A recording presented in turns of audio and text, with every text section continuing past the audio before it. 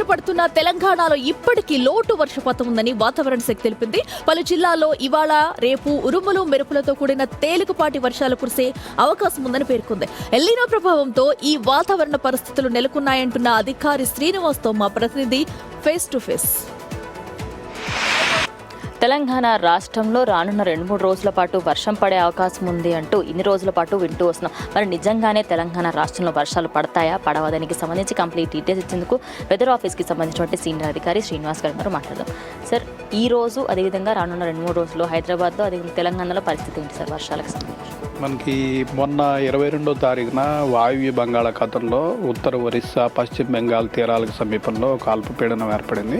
ఈ అల్పపీడనం ప్రస్తుతం తీరాన్ని దాటి మనకి ఉత్తర ఒరిస్సా, జార్ఖండ్ అలాగే వెస్ట్ బెంగాల్ తీరాలకు సమీపంలో కేంద్రీకృతమైంది.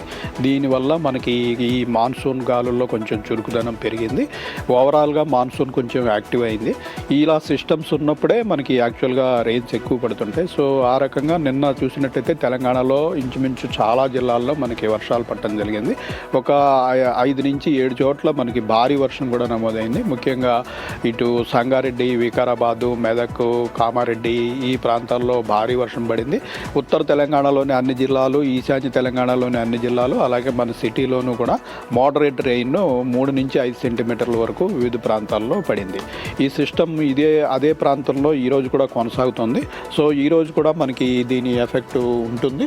ఈరోజు కూడా చూస్తున్నాం మనం పొద్దున్న నుంచి సిటీలో కూడా ముసురు పట్టిన వాతావరణం ఉండి ఇలా అడపదడప జల్లులు పట్టడం జరుగుతుంది.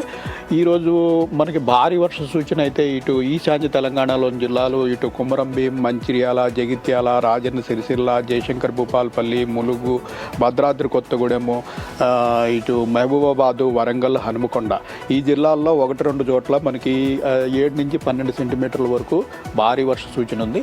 ఉత్తర తెలంగాణలోని మిగిలిన అన్ని జిల్లాలు, సెంట్రల్ తెలంగాణ, సిటీలోని జిల్లాలు అన్నిట్లోనూ కూడా మోడరేట్ రెయిన్ ఇలా క్లౌడీనెస్ కంటిన్యూ అయ్యి 2 నుంచి 4-5 సెంటీమీటర్ల వరకు రెయిన్ పడే అవకాశం ఉంది. అప్డేట్ అయితే ఈ విధంగా ఉంది. కెమెరా పర్సన్ హరీష్తో reporter Charmi, big TV, Hyderabad.